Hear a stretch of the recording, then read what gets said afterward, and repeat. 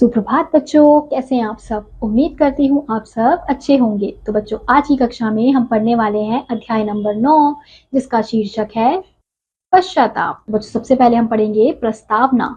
प्रस्तुत पाठ में यह बताया गया है कि किसी के कार्य में भूल कर भी विघ्न नहीं डालना चाहिए। तो बच्चों, इस अध्याय के माध्यम से हमें बताया जा रहा है कि अगर कोई व्यक्ति हमारे सामने कुछ कार्य कर रहा है तो हमें उसके कार्य में विघ्न नहीं डालना चाहिए, यानी कि उसे परेशान नहीं करना चाहिए। तो चलिए अध्याय को शुरू करते हैं। कुरुक्षेत्र के युद्ध में पांडवों की जीत हुई तथा दुर्योधन अपने सभी भाइयों समेत मारा गया। युद्ध के पश्चात धर्मराज युधिष्ठिर राजा बने।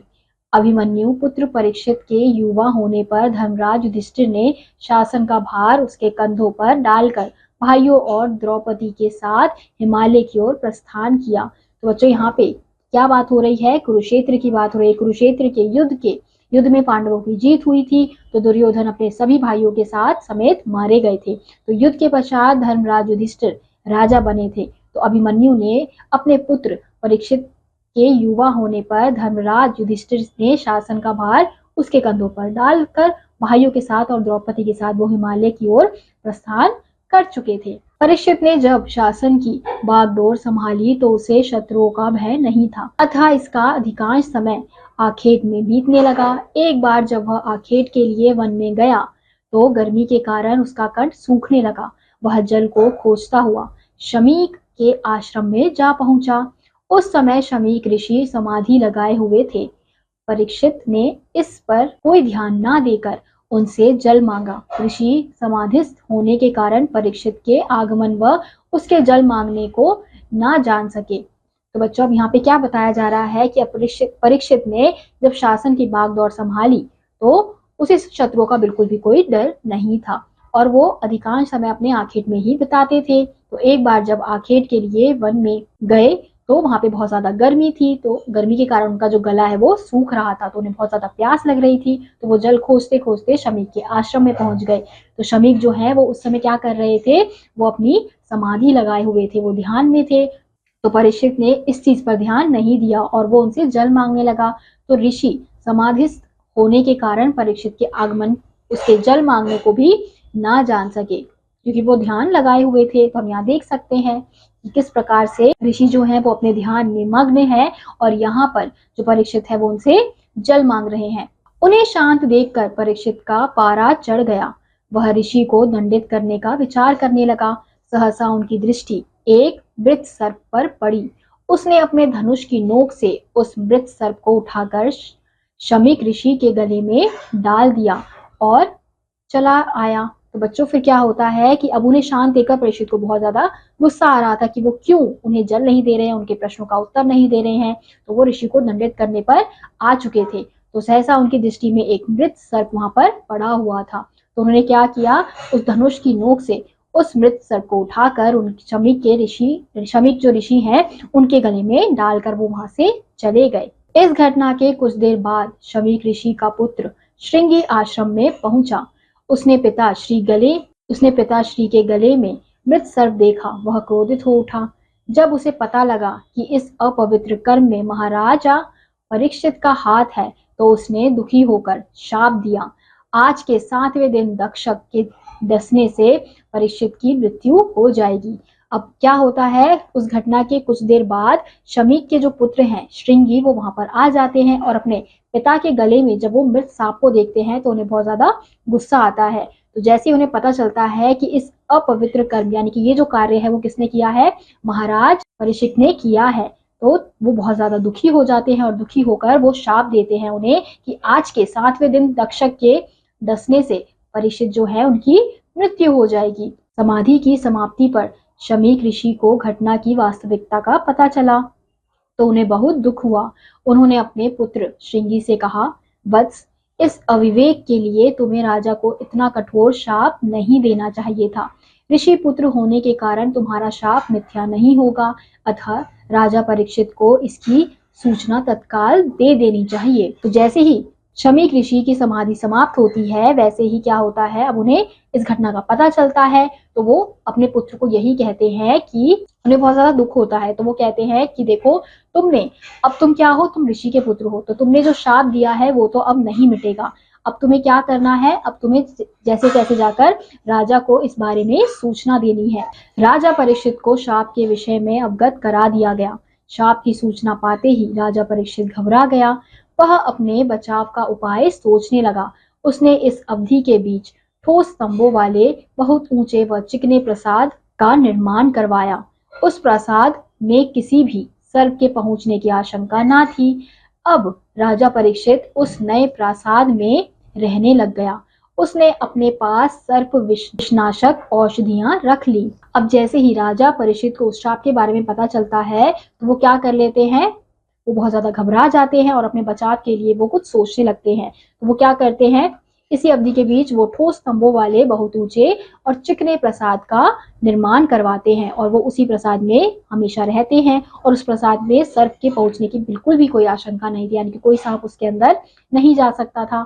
और उन्होंने क्या करने, और उन्होंने अपने पास क्या रखा था, सर्प विनाशक औषधि, यानी कि बहुत सारी जो दवाइयां होती हैं, अगर कोई सांप काट ले तो उस प्रकार की दवाइयों को अपने पास रख लिया था। उधर श्रृंगी के शाप से प्रेरित होकर 7वें दिन तक्षक तपस्वी के वेश में राजा परीक्षित को डसने जा रहा था। राह में उसकी भेंट एक वृद्ध ब्राह्मण से हो गई। उसने उस वृद्ध ब्राह्मण से पूछा, बंधु आप कौन हैं और कहाँ जा रहे हैं? और बच्चों, दूसरी तरफ श्रृंगी के शाप से प्रेरित होकर जो 7वें दिन तक्षक तपस्वी के वश में क्या हो जाते हैं, परीक्षित को डसने के लिए जा रहे होते हैं। तो राह में उसकी भेंट किससे होती है, एक वृद्ध ब्राह्मण से होती है। फिर उनसे पूछता है कि ब्राह्मण आप कहाँ जा रहे हैं? उस वृद्ध ब्राह्मण ने कहा, मैं ब्राह्मण कश्यप हूँ। आज राजा परीक्षित को श्रृंगी ऋषि के शाप के अनुसार तक्षक सर्प डसने आएगा। मैं अपने मंत्र बल से उस सर्प विष को नष्ट कर राजा के जीवन की रक्षा करूंगा। इससे मुझे अथाह धन की प्राप्ति होगी। तो जो ब्राह्मण है वो बताता है कि मैं ब्राह्मण कश्यप हूँ और आज राजा को कौन डसने जा रहा है, श्रृंगी के शाप के अनुसार तक्षक सर्प डसने वाला है। तो मैं अपने मंत्र के बल से, यानी अपने मंत्र की शक्तियों से उस सर्प के विष को नष्ट कर दूंगा, यानी कि सर्प के जहर को नष्ट कर दूंगा, खत्म कर दूंगा, और फिर मैं राजा की जीवन की रक्षा करूंगा, जिससे मुझे बहुत सारा धन प्राप्त होगा। मृत ब्राह्मण की बात सुनकर तक्षक का माथा ठनका।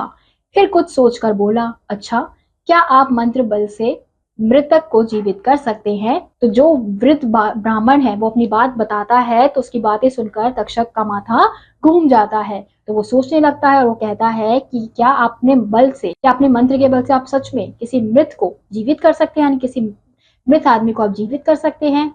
हाँ बंधु, किसी विष दुर्घटना से होने वाली मृत्यु को अवश्य मैं जीवन में परिवर्तित कर सकता हूँ। मैं सामने के इस वृक्ष को विषदंश से जलाता हूँ। आप इसे अपने मंत्र बल से हरा कर दो तो मैं आपकी मंत्र शक्ति को सत्य मान लूंगा।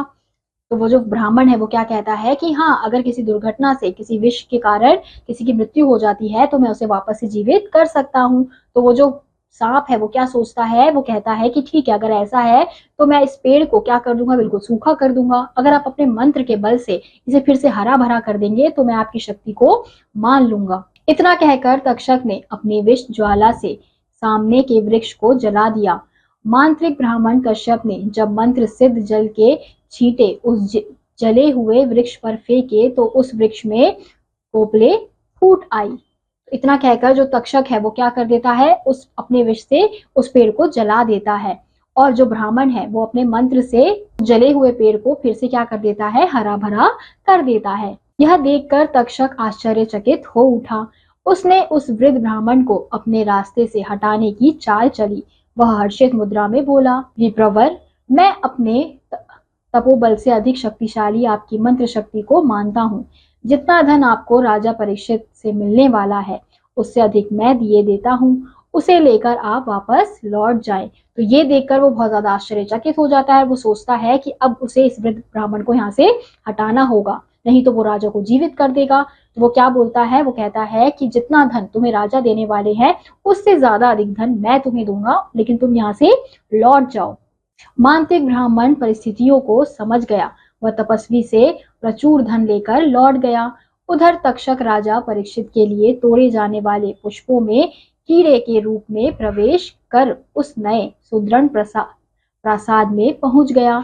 अवसर पाकर उसने राजा परीक्षित को डस लिया, जिससे उसकी मृत्यु हो गई। फिर हम क्या देखते हैं कि अब वो जो ब्राह्मण है वो तो वहां से चला जाता है अधिक धन लेके, लेकिन जो तक्षक राजा है वो जो फूल परीक्षित के लिए तोड़े जाते हैं वो उसमें कीड़ा बनकर उसमें घुस जाता है और फिर वो उस सुदृढ़ प्रासाद में पहुंच जाता है और वो अवसर पाकर राजा को डस लेता है, जिनसे उनकी मृत्यु हो जाती है। फिर अगले दिन जब राजा परीक्षित की मृत्यु का दुखद समाचार फैला तो लोग ब्राह्मण के पास पता करने के लिए गए कि क्या उसकी मंत्र शक्ति निष्फल हो गई। फिर अगले दिन जब लोगों को पता चलता है कि राजा की मृत्यु हो गई है तो लोग कहाँ जाते हैं, ब्राह्मण के पास जाते हैं और वो सोचते हैं, वो उससे पूछते हैं क्या उसकी जो मंत्र शक्ति है वो अब निष्फल हो गई है, वो काम नहीं आई। कश्यप ब्राह्मण ने लोगों को बताया कि वह किस प्रकार राजा से बिना मिले ही लौट आया। उसके इस आचरण की लोगों ने बड़ी निंदा की। कश्यप ब्राह्मण को अपनी भूल पर बड़ा पछतावा हुआ। पश्चाताप की अग्नि उसके मन को जलाती रही। फिर हम क्या देखते हैं बच्चों कि अब कश्यप ब्राह्मण जब सबको बताता है कि वो क्यों राजा से मिले बिना वहां से आ गया, तो उसके आचरण को सुन के जो लोग हैं वो उसे बहुत ज्यादा बुरा भला कहते हैं, उसकी निंदा करते हैं क्योंकि उसने गलत किया होता है और कश्यप ब्राह्मण को अपनी भूल पर बहुत ज्यादा पछतावा होता है। पश्चाताप से उसकी अग्नि के उसके मन में जलाती रहती है, यानी कि वो बहुत ज्यादा बुरा महसूस करता है। अगर वो राजा के पास चला जाता, उसकी बात नहीं मानता और सांप की बात नहीं मानता तो शायद राजा जीवित होते, और वो यही सोच सोच कर बहुत ज्यादा दुखी महसूस करता है। तो इसलिए बच्चों कहा जाता है कि हमें जो हमारा कार्य होता है हमें उसे करना चाहिए, कहीं ऐसा ना हो कि हम बिना वो कार्य करे वापस आ जाए और हमें बाद में पश्चाताप हो। इसी के साथ आज का यह अध्याय यही समाप्त होता है। उम्मीद करती हूँ आपको यह अध्याय समझ आया होगा। मैं आपसे मिलूंगी अगली कक्षा में, तब तक के लिए आप सभी बच्चे खुश रहिए और पढ़ते रहिए। बाय।